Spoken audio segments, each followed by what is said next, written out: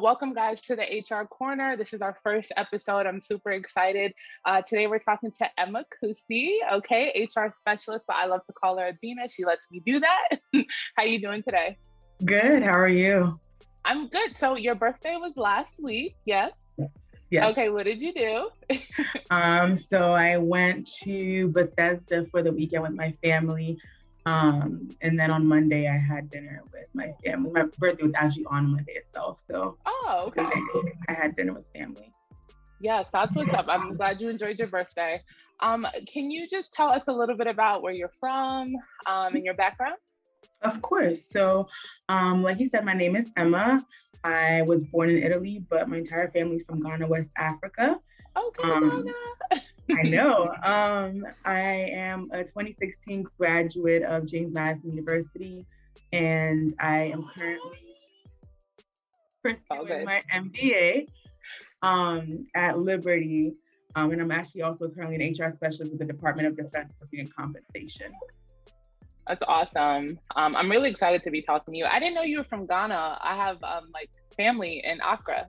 So shout out to you for that. Oh, wow. Yeah. It's a small world, I guess. So I wanted to jump into your past as a recruiter. And if you could just kind of tell us about the things you did and what recruiters do exactly, just for the people who aren't too familiar. Of course. So in the past, after I started working in compensation for DoD, I did recruiting for small businesses just within the local area. So family-owned companies that are a little bit smaller in size. So what I did was help them with recruiting for any positions that they had available. So like administrative positions, mostly is what I helped with, or HR positions actually as well. So that's something that I've done in the past for myself with recruiting. When it comes to what recruiters actually do though, recruiters are essentially in charge of anything from the front end to the tail end of filling positions, right? So they are working on anything like posting the actual job ads online on the different platforms, like LinkedIn, Monster, Glassdoor, those type of sites. And then they're also going through the resumes that are coming in and all the applications, and they are screening them, seeing who's actually qualified for that job that they're posting. And then once they review resumes, they will pass it on to the hiring manager to see who they want to interview. And they actually also participate in the interview process as well, depending on, again, how large or small the actual company is. So that's a little bit about what recruiters do on a daily basis. Yeah. So typically when somebody's applying for a job, they're really communicating with the recruiter initially. Exactly. Yes. So can you tell me, what do recruiters look for? I know it definitely depends on the position and the industry, but just from your experience, what are some of the top skill sets that recruiters look for? Of course. So I think the first thing, obviously, that any recruiter would look for is a qualified candidate, right? They want to make sure that if you say you can do the job, that you can actually do the job. So they look at your resume to see, do you have experience in these job duties or in this industry? That's the first thing that they would look for. But then there are things that can be taught, and there are also things that can't be taught. So soft skills are things that recruiters look for a lot, is seeing if you're a good communicator, seeing like if you're flexible, if you're adaptable, and if you are honest and things like that. So they're looking really for soft skills and how well you'll fit in with the team that you're coming into. So sometimes somebody can be perfectly qualified for a job, right? But then maybe during the interview, just based on how the interview goes, the recruiter might feel like the person might not be a fit for that team. Not because they don't have the qualifications, right? But just because of certain soft skills that they might be lacking. And so those are things that are really important that recruiters look for when they interview you. Obviously, before then, they're looking at your resume. So at that point, they're just looking at your qualifications. But when it comes to the interview portion, they're looking mostly at your soft skill and how you communicate. Yeah. So just to sum up, there's a difference between the qualifications and the soft skills. So the qualifications are what's on your resume, your past experience. But the soft skills are really those small things that'll make the difference on if you move on in the hiring process? Yes. Okay. Yes. So like, would communication be a soft skill or? Yeah, so good communication is a soft skill, honestly, because like I said, some people have the qualifications, but they might not necessarily know how to communicate with others, Hmm. how to communicate with superiors, how to communicate with subordinates, right? So communication is a big soft skill that I think every recruiter in any company always looks for, like when they're interviewing with you, just to Hmm. see like how are they communicating with me? How have they communicated with people in the past as well? Like when they look at your reference checks and whatnot, Yeah. those are things that they might ask, like how was this person when they were relating with their coworkers? Because that's going to be Hmm. important when you're going into a new position. So it's safe to say communication is one of the strongest skill sets, soft skills you need to have, Yes, amongst others. But I always feel like communication is key with any job absolutely. you apply for.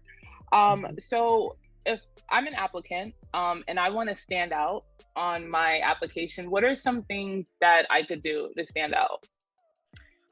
So on your actual application, nowadays I think it's a little bit easier with application, just like submit your resume, Hmm. and then they look at that. So when you do that, you want to make sure that your resume is formatted well, right?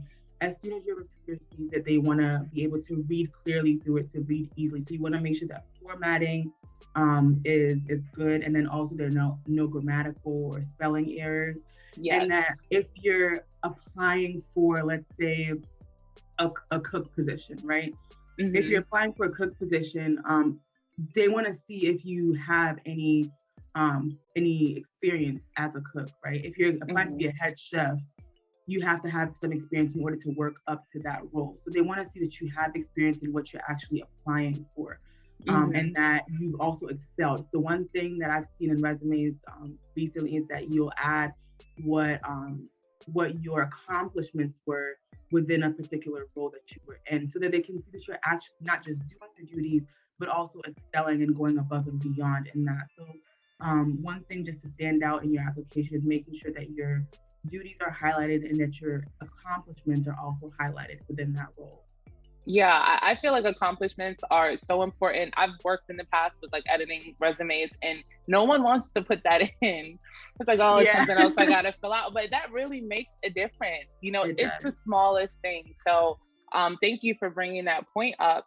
Um, so you've done the interview process, you've interviewed candidates. So, what are some things that have stood out to you during the interview process? One thing that I will say is being ready for the Mm-hmm. interview.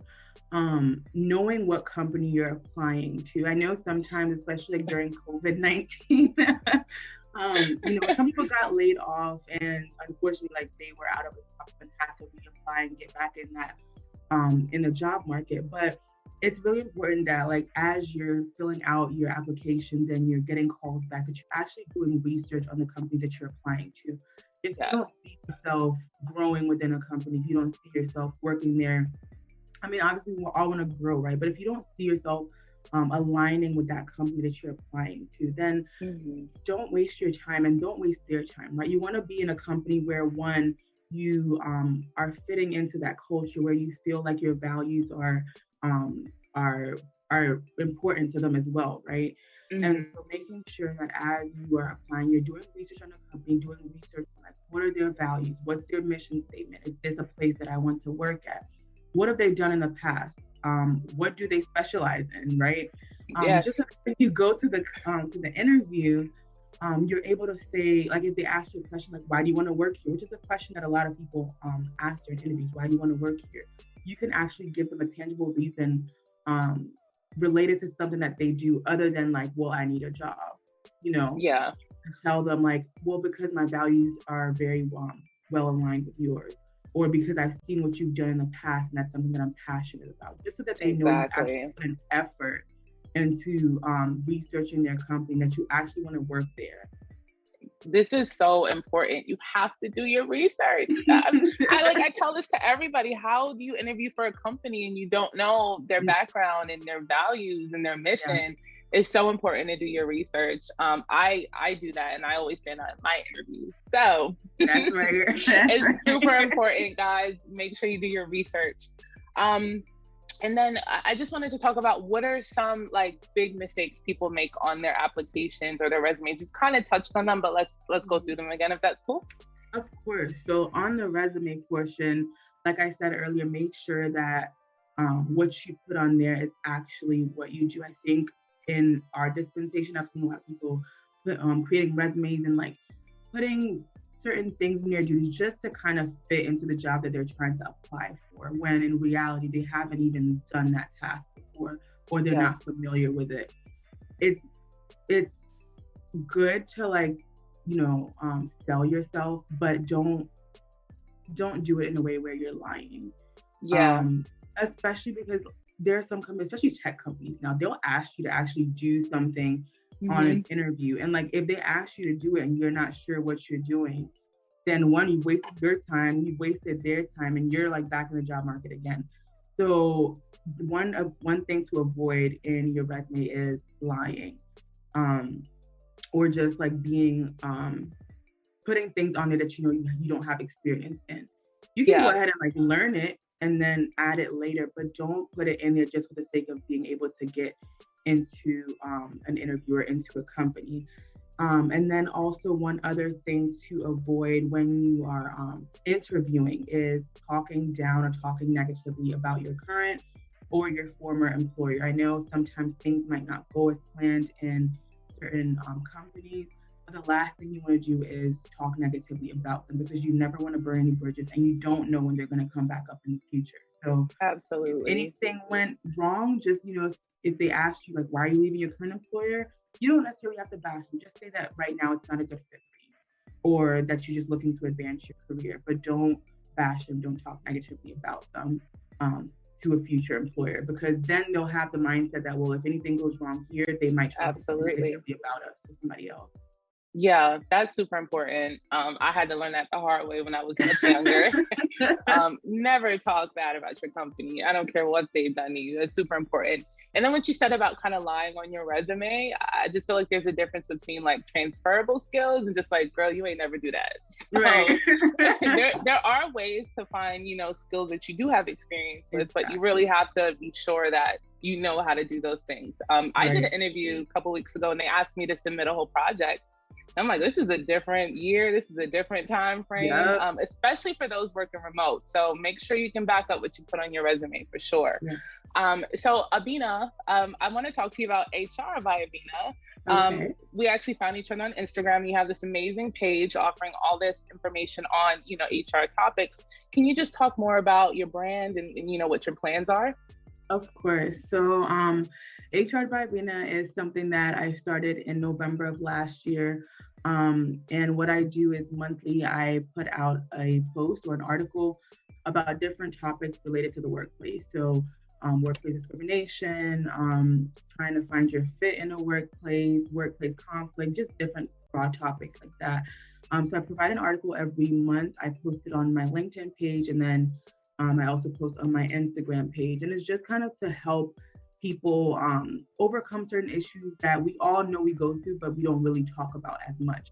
And so that's what the purpose of HR by Abenah is. I do plan in the future, hopefully by next year, to begin offering more HR services. So job searching classes, resume revision, and other things like that, and LinkedIn boosts as well. So that's what I plan on working on in the near future. So please make sure to follow me on Instagram for all my updates. And yeah, that's what HR by Abenah is about. Yeah, I think, the HR resource, well, it is human resources, but that connection or that resource is so important. I find that a lot of the women I've connected with through the organization have been stuck in jobs because they're just not confident in applying for bigger positions and taking that step. Even the interview process, I know great women who work well, but they just freeze up during that interview. So I think it's really nice when you have somewhere you can go to like HR by Abenah to get that information and get that support. Yes, I'm gonna plug you, girl. And honestly, I just appreciate you even taking the time to meet with me. I feel like this information is valuable, especially with women of color. I feel like we need to lean on each other where we can to get those resources. So I thank you for your time. I just want to sum up what we talked about today. So recruiters are essential to the hiring process.